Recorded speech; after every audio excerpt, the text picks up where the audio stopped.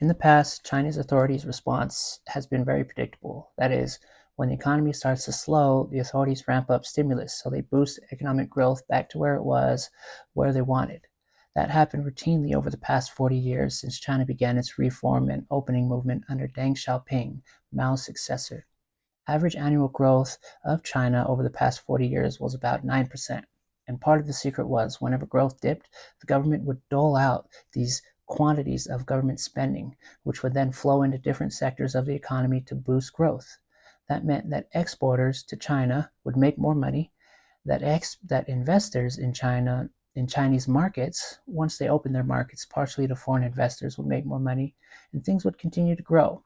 The economy has now slowed dramatically by historical terms, which started a few years ago around the 19. But everybody assumed after the 19, the Chinese state would have a massive bounce back led by inordinate amounts of government spending. But this time, Xi Jinping didn't revert to the norm of grabbing the accelerator lever and pulling hard. He instead said, no, this is a good point to purge and consolidate our economy of excesses. And as you may have seen in the news, the biggest, most glaring and dangerous of these excesses was the real estate market. There was way too much debt, way too much speculation in the sector, and Xi proclaimed that homes are for living, not for speculation. That's how he justified crushing the speculative fever that gripped the market. What was mainstream media and YouTube economists aren't telling you is that this economic downturn is largely by design.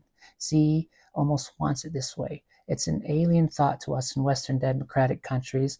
Leaders are horrified by the idea of an economic slowdown. They'll do everything possible to avoid it. Politicians in the West created central banks that distance themselves from direct control of these economic levers, thus distancing themselves from responsibility for slowing economic growth to defeat the faults of inflation. It's the Fed who raises interest rates, not your senators. So around the 70s and onward, governments around the world began latching on to the idea of creating more central banks. Politicians only want to claim growth because growth makes them more popular. Xi doesn't share this value. He installed himself as dictator for life, not facing real elections. So he's able to confront these problems in the system. The size of the real estate sector in China is massive. China's had this enormous wave of populations moving from rural areas to the big cities over the past 30 years. These people needed some place to live, which gave way to those vast forests of apartment blocks you've probably seen in different clips or movies. It has grown over a third of the Chinese economy. The real estate and construction and everything that's in that industry, it's massive, much larger percentage than any other country besides maybe South Korea. But they are also having massive housing problems in their country, but the problem there is a bit different. The way the housing market was set up in China was a bit of a scam. The real estate companies could only sell you a house once you secured the full cost of the loan and could only start billing the house once it was paid off.